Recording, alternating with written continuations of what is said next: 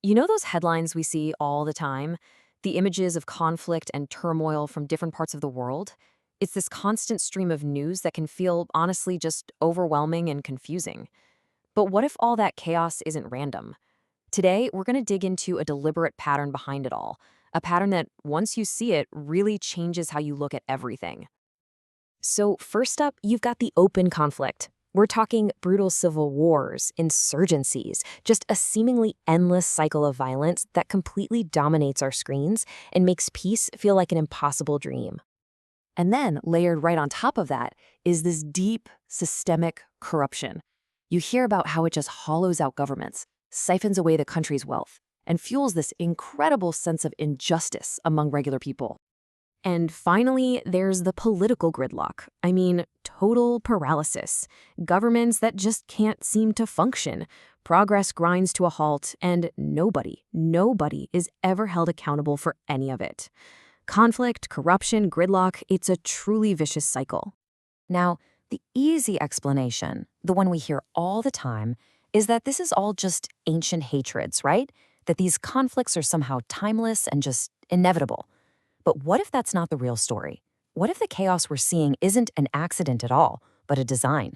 Let's take a closer look. Okay, so here's the big idea we're unpacking today. In a lot of these cases, the chaos is actually a calculated political strategy. For certain regimes, division isn't a problem they need to solve, it's a tool they use to survive. This whole strategy has a name, of course: divide and rule. It's when leaders, instead of trying to unite their country, actively stir up divisions. They pit communities against each other and then frame themselves as the only ones who can protect their own group. For these leaders, division isn't a bug in the system. It's a feature. And this isn't just some small internal tactic. Take this quote from Kim Gattas. It shows how this plays out on a huge scale. You have major powers building their entire national identity around being the exact opposite of their rival. What that does is create a state of permanent opposition, which then fuels conflicts all across the region. So how do they actually pull this off? Well, the first major tactic is what you could call the politics of fear. It's all about taking a normal political disagreement and deliberately blowing it up into a life or death struggle for survival. And you can see that transformation right here. A totally normal, solvable debate about, say, resources or political rights gets completely reframed. All of a sudden, it's not about policy anymore. It becomes a fight for your community's actual survival, for your group's identity, for your sheer existence against an enemy that supposedly wants to wipe you out.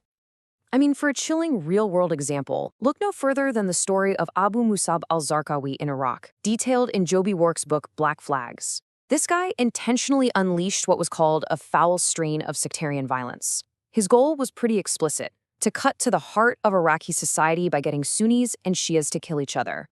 And you know what? It worked. His foreign network ignited a homegrown civil war that made any kind of political solution impossible for years. He literally manufactured an existential threat. And here's the thing. This strategy isn't just about rhetoric. It's not just speeches. It gets baked into the very structure of the government itself, creating a system that is literally designed to fail. Yeah, there's a really wonky political science term for this. It's called consociationalism. But don't worry about the word. The idea behind it is simple, and it's pretty destructive. Instead of power being based on democratic votes, it's formally carved up among different religious or ethnic groups. The leader of each group gets a guaranteed piece of the pie, and the result? The same elites stay in power forever, and the whole system just grinds to a halt. Lebanon is the textbook example of this. The most important jobs in the government are reserved for specific sects. The president has to be a Maronite Christian, the prime minister a Sunni, the speaker of parliament a Shia. Now, maybe this was meant to ensure representation, but the reality is just permanent gridlock. And think about it. When the country fails, who do you blame? Well, you can't. The system is designed so that no single group can ever be held accountable. Everyone can just point fingers at everyone else. And this quote from Thomas Friedman's work just captures the human toll of it all. A 25-year-old student saying she feels like she's 100 years old. It just perfectly sums up the exhaustion, the hopelessness of being trapped in a conflict that feels like it's been going on forever and will never end. So all of this leads to this really cynical deal that's offered to people caught in this trap. It's called the sectarian bargain. And it's basically a trade-off where you're asked to give up your fundamental rights in exchange for the promise of security. This right here, this is the trade. You, as a citizen, are told to give up on the very foundations of a healthy society.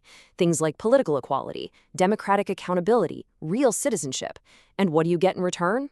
Well, the regime promises to protect your group from the other, the very same other that the regime helped frame as an existential threat in the first place.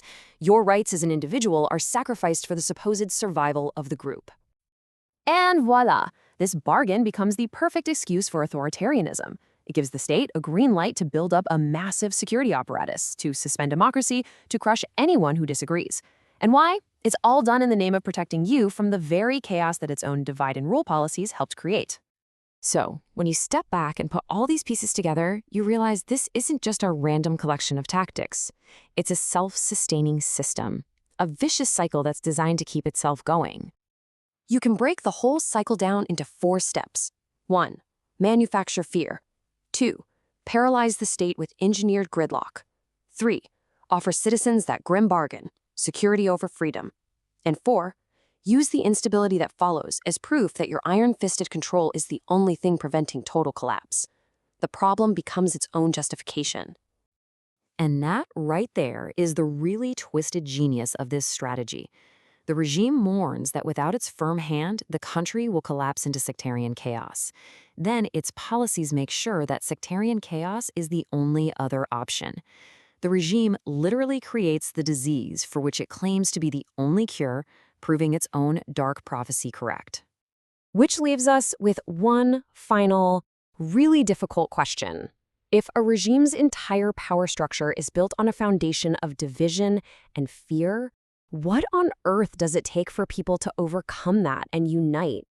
How do you even begin to break that cycle? That's definitely something to think about. Thanks for tuning in.